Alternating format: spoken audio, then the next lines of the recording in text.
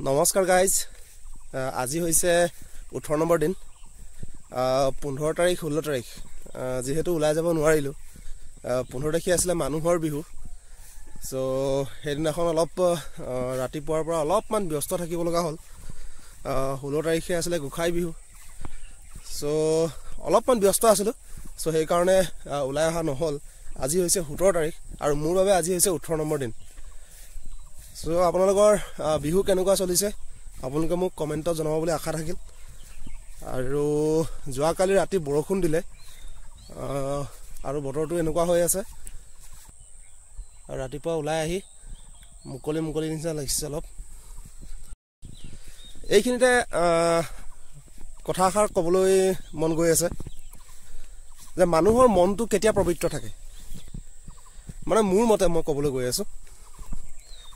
যদি আপোনাৰ মনত যদি হিংসা আছে কপটতা আছে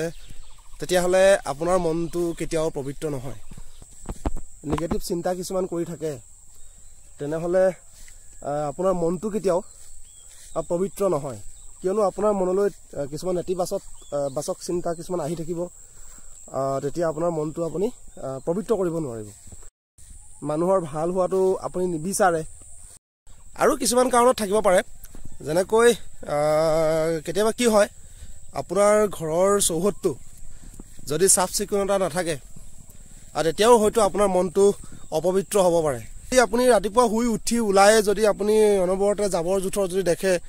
বা চৌহদটো যদি আপোনাৰ সাফা নাথাকে আৰু ভিতৰৰ বস্তুবিলাকো যদি মানে য'ত ত'ত যদি পৰি থাকে তেতিয়াহ'লে মনটো মানে ভাল নালাগে যদি তেওঁলোকে যদি ভাবে যে না আমি এনেকৈ থাকি ভাল পাওঁ সেইটো বাৰু তেওঁলোকৰ কথা কিন্তু মোৰ মতে মই কওঁ যে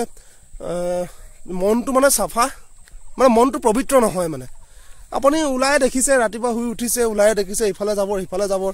ইফালে আপোনাৰ গছৰ পাত ইফালে গছৰ পাত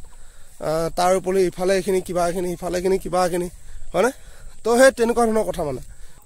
আৰু এতিয়া আপুনি কেনেকৈ ধৰিব পাৰিব যে মানুহজনৰ মনটো পবিত্ৰ নহয় সাপোজ সেই মানুহজনে বা সেই মানুহগৰাকীয়ে আপোনাক কেতিয়াও মাতিব নোৱাৰিব মানে মাতিলেও মানে বহুত আফসোস কৰিহে মাতিব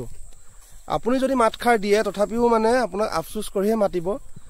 সেই তেতিয়া গম পাব যে সেই মানুহজনৰ মনটো কেতিয়াও পবিত্ৰ নহয় প্লাস আপুনি যদি কিবা এটা যদি কথা কয় যিকোনো কথা এটা সমাজতে হওক বা যদি ভাল কথা এটা যদি কয় তেওঁ যদি সমৰ্থন নকৰে তেতিয়া আপুনি গম পাব যে সেই মানুহজন পবিত্ৰ মানুহ নহয় তাৰ উপৰিও তেওঁ কেতিয়াও আপোনাৰ ভাল হোৱাটো কেতিয়াও মানে কামনা নকৰিব সদায় আপোনাৰ বেয়া হওক সেইটো কথাই তেওঁ সদায় ভাবি থাকিব আৰু কেতিয়াও ভাল হোৱাটো তেওঁ নাভাবিব মানে সেই কাৰণে হয়তো এইবিলাক কাৰণত আপুনি ধৰিব পাৰিব যে মানুহজন কিমান পবিত্ৰ হয় এইবিলাক কাৰণত কিন্তু আপুনি ধৰিব পাৰিব সেইটোৱে কথা নতুন বছৰ